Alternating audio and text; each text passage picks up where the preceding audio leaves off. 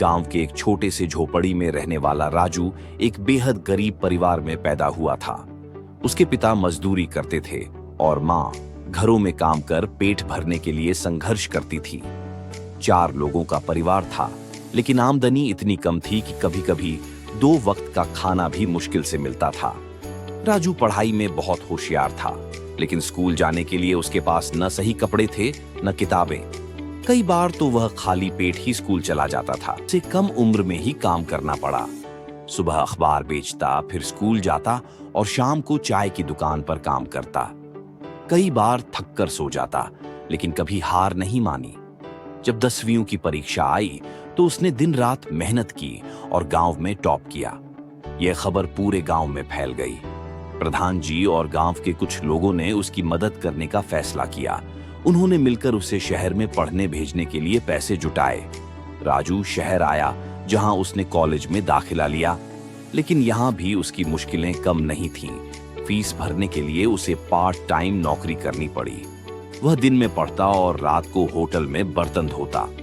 कई बार ऐसा होता कि उसे खाने के लिए पैसे भी नहीं होते, लेकिन उसने कभी हार नहीं मानी। एक दिन कॉलेज में प्रतियोगिता हुई, जहां बिजनेस आइडिया प्रेजेंट करना था। राजू ने गांव के किसानों के लिए एक नया मॉडल सुझाया, जिससे उनकी फसल की कीमत सही मिल सके। यह विचार प्रोफेसरों को बहुत पसंद आया।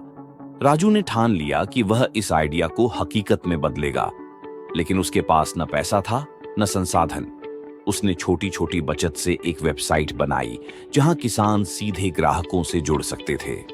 शुरुआत में कोई फायदा नहीं हुआ।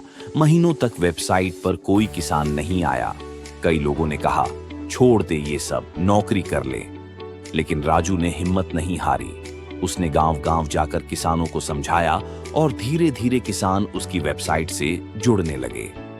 1 साल बाद राजू की वेबसाइट पर हजारों किसान जुड़ गए। अब उन्हें बिचौलियों से छुटकारा मिल गया था और उनकी फसल की सही कीमत मिल रही थी।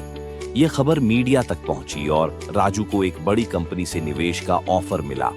कुछ ही सालों में उसकी कंपनी करोड़ों की बन गई। वही राजू जो कभी अखबार बेचा करता था, अब एक सफल बिजनेसमैन था। उसने अपने गांव में स्कूल और अस्पताल बनवाए, ताकि कोई और बच्चा उसकी तरह गरीबी की मार न झेले। अब राजू का नाम पूरे देश में मशहूर था। जब वह अपने गांव वापस आया, तो वही लोग जो उसे ताने मारते थे, अब उसे सलाम कर रहे थे। किसी ने ठीक ही कहा है, अगर इरादे मजबूत हों तो कोई भी मुश्किल तुम्हें रोक नहीं सकती। सीख, मेहनत और धैर्य से कोई भी व्यक्ति सफलता प्राप्त कर सकता है। असफलताएं सिर्फ सीखने का एक जरिया होती है। बड़ा सोचो, मेहनत करो और कभी हार मत मानो।